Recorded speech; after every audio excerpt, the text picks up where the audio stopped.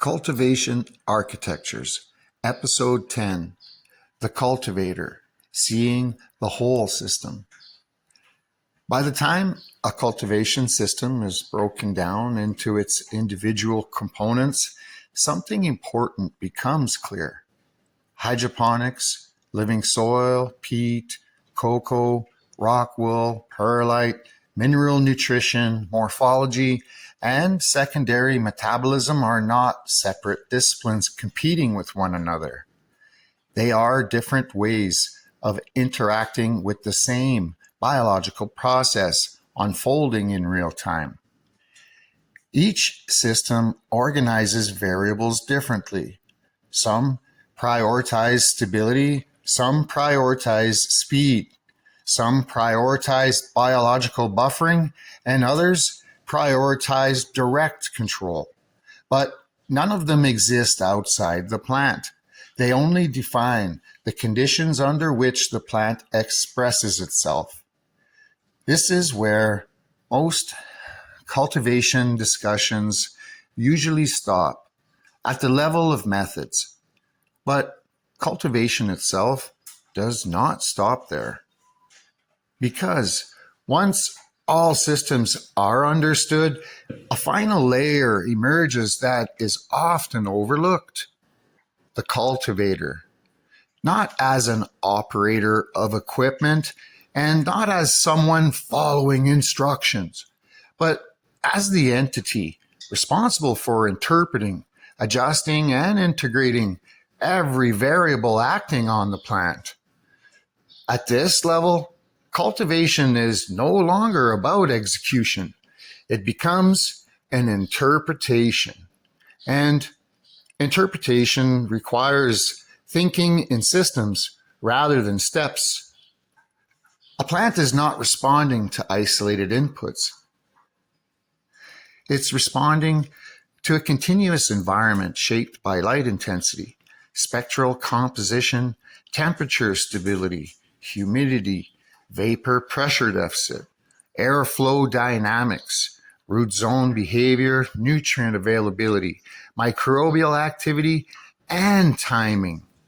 None of these variables act alone. Each one modifies how the others are expressed. The cultivator does not control the plant. The cultivator shapes the conditions that determine what kind of responses are possible. This distinction is subtle, but it separates procedural growing from adaptive cultivation.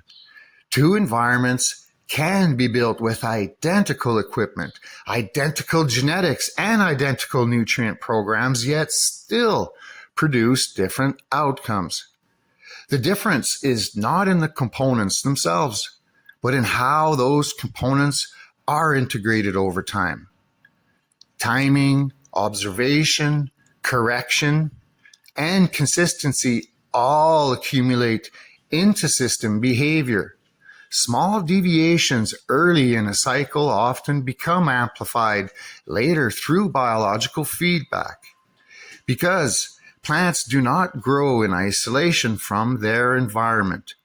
They grow in response to it, and they record that response. Every leaf carries information about energy balance. Every internode reflects environmental intensity and allocation strategies. Root behavior reflects unseen stability or instability below the surface. Even subtle changes in color, posture, or density represents shifts in internal regulation that are constantly being adjusted. What appears as growth is actually communication. The plant is continuously reporting the state of the system.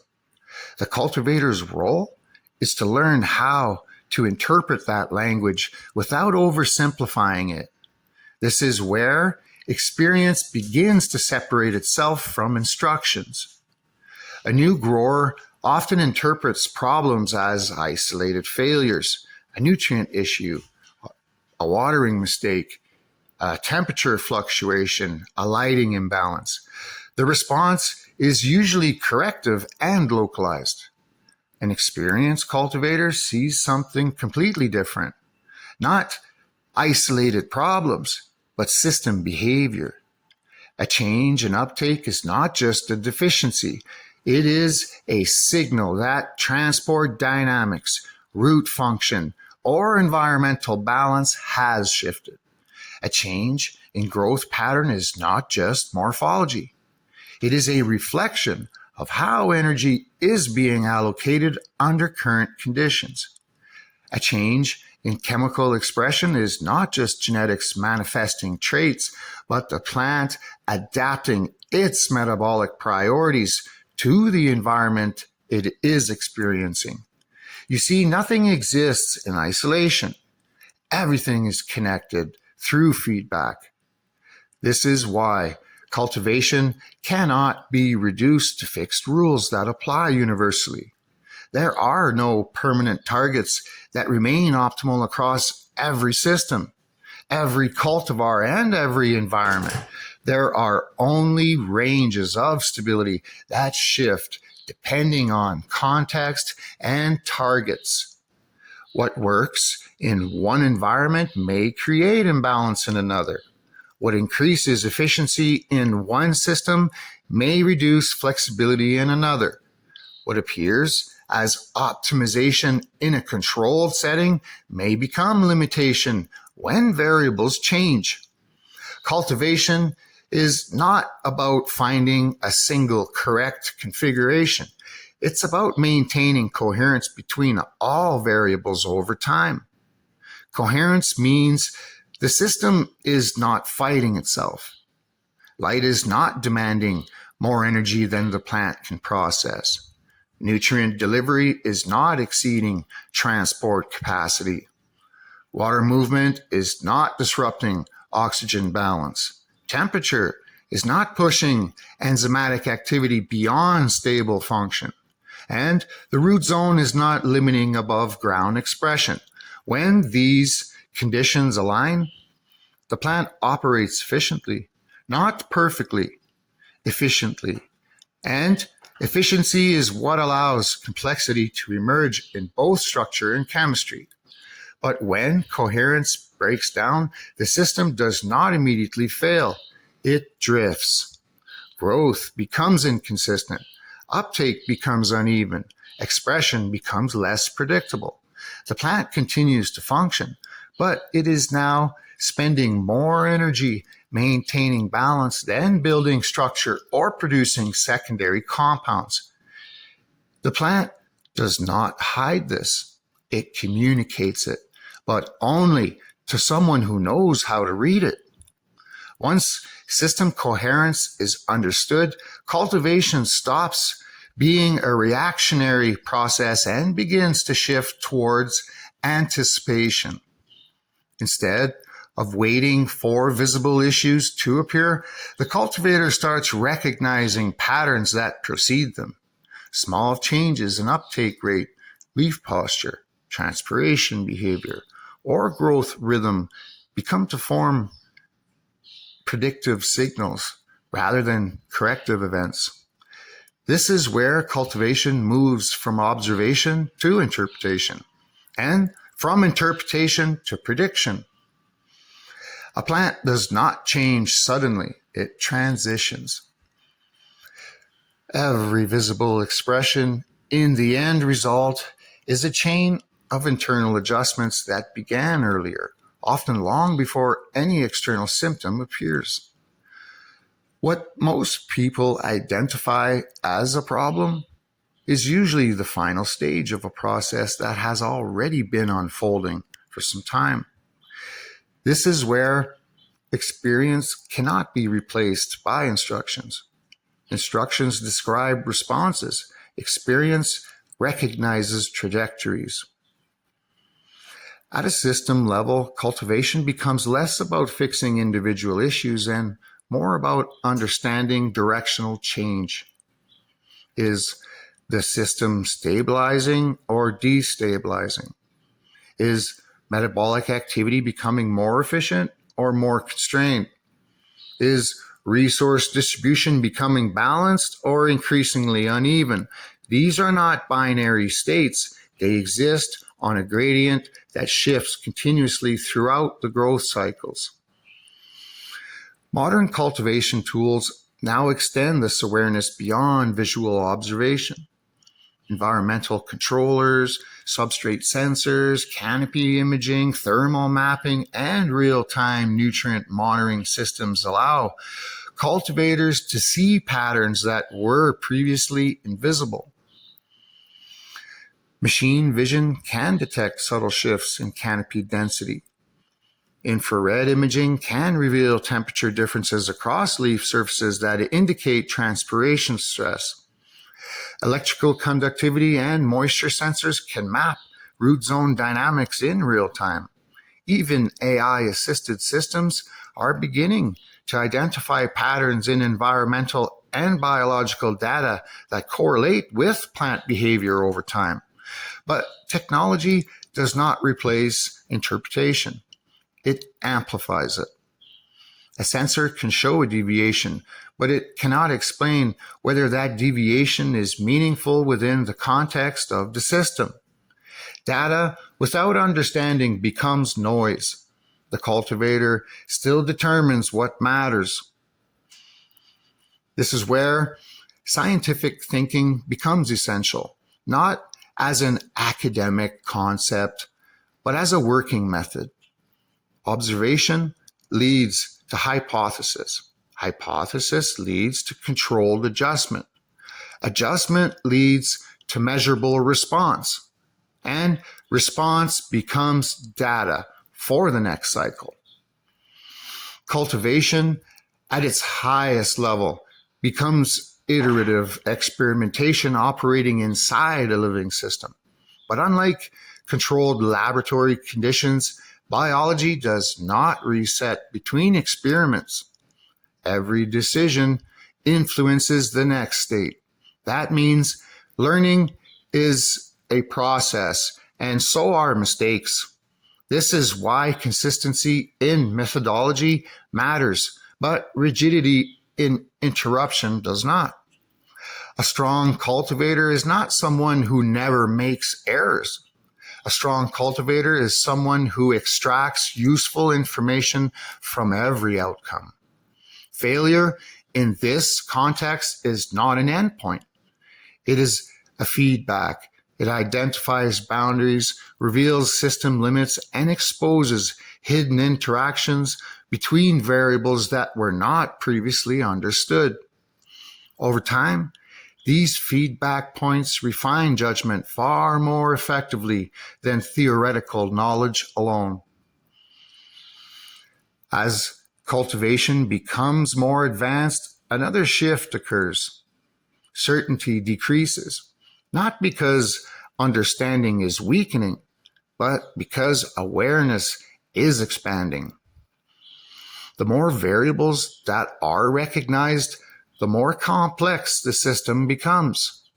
Light interacts with temperature, temperature interacts with transpiration, transpiration interacts with nutrient transport interacts with metabolic expression, and all of it is influenced by genetics and growing stages. What initially appeared simple becomes deeply interconnected. This is where intellectual flexibility becomes more important than technical memorization. Methods evolve, products change, research updates long-held assumptions. Environmental systems become more precise. Cultivation technologies continue advancing at a rapid pace. A cultivator who relies on fixed beliefs eventually becomes limited by those beliefs. A cultivator who relies on principles remains adaptable. Principles such as balance, coherence, efficiency, observation, and feedback remain stable even as tools and techniques change around them. And although this series has used cannabis As its reference model, the underlying principles extend far beyond cannabis. Every cultivated plant operates through the same biological foundations: light capture, energy conversion, nutrient transport, water regulation, structural development, chemical adaptation. The architecture may change, but the system remains consistent across plant life. Cannabis simply provides a highly expressive example of the systems interacting at a visible level, which is why it has become such a valuable model for understanding plant biology as a whole. Cannabis and its medicinal effects can be the gateway to gardening and a healthier lifestyle. As cultivation continues to evolve, it is moving into an era defined by integration, controlled environment agriculture, precision fertigation, microbiome analysis, real-time physiological monitoring, genetic mapping, and machine-assisted environmental control are all converging toward a more complete understanding of plant systems. But even as these tools become more advanced, the core question remains unchanged. What is the plant experiencing right now? Every system, every sensor, every data set ultimately points back to that question. Because cultivation at its core is not about managing equipment or inputs. It's about managing conditions in response to a living organism that is constantly changing. And that means the most important skill in cultivation is not control, it's awareness. Across this entire series, cultivation has been explored as a set of architectures, different systems, different mediums, different approaches to the same biological reality. But when all those systems are placed side by side, something becomes clear. They were never separate disciplines. They were different ways of observing the same living process. A plant does not distinguish between hydroponics or soil, cocoa, peat, rockwool, perlite, organic or synthetic inputs, manual control or automated systems. It responds only to the conditions it is placed within. And those conditions are always the result of design. Genetics defines potential. The environment defines expression. Architecture defines structure. And the cultivator defines alignment. When these elements are understood together, cultivation stops being a collection of techniques. It becomes a way of thinking, a way of interpreting living systems through feedback, adaptation, and continuous adjustment. And at the center of that process remains the same simple relationship: a living organism, a constructed environment, and the awareness required to understand the connection between the two. Because ultimately, cultivation was never about controlling nature. It was about learning how to work with it without breaking its internal logic. And once that is understood, every plant stops being just a crop. It becomes a conversation.